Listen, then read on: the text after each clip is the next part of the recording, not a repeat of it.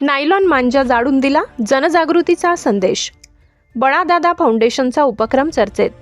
मकर संक्रांतीचा सण जवळ आला आणि तळोद्यात पतंगबाजीचा उत्साह शिगेला पोहोचलाय. पण या उत्साहात जीवघेणा धोका लपलेला आहे. नायलॉन मांजा. आपण पाहत आहात परिवर्तन 24 न्यूज. सत्य तेच बेधडकपणे. याच घातक मांजाविरुद्ध तळोदा शहरात एक अनोखं आंदोलन पाहायला मिळालं.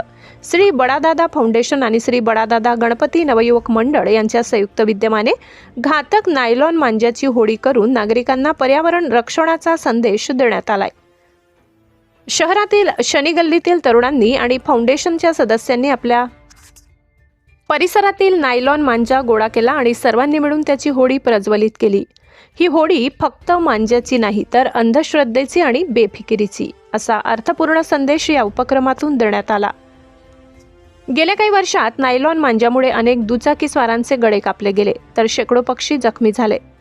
प्रशासनाने बंदी घातली असली तरी अनेक जण अजूनही याकडे दुर्लक्ष करताना दिसतात. मात्र बळादादा फाउंडेशनच्या या उपक्रमाने समाजात सजगतेचा दीप प्रज्वलित केलाय.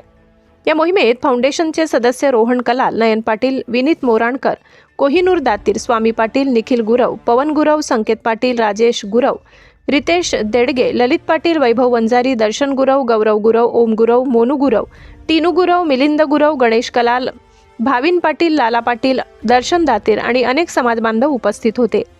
एक मार्गदर्शक ज्येष्ठ नागरिक भिका गुरव व सूरज शिंपी यांनी सांगितले, बळादादा फाउंडेशनच्या उपक्रमातून मिळालेला संदेश एकच: आनंदाने पतंग उडवा, पण कोणाचं आयुष्य धोक्यात घालू नये.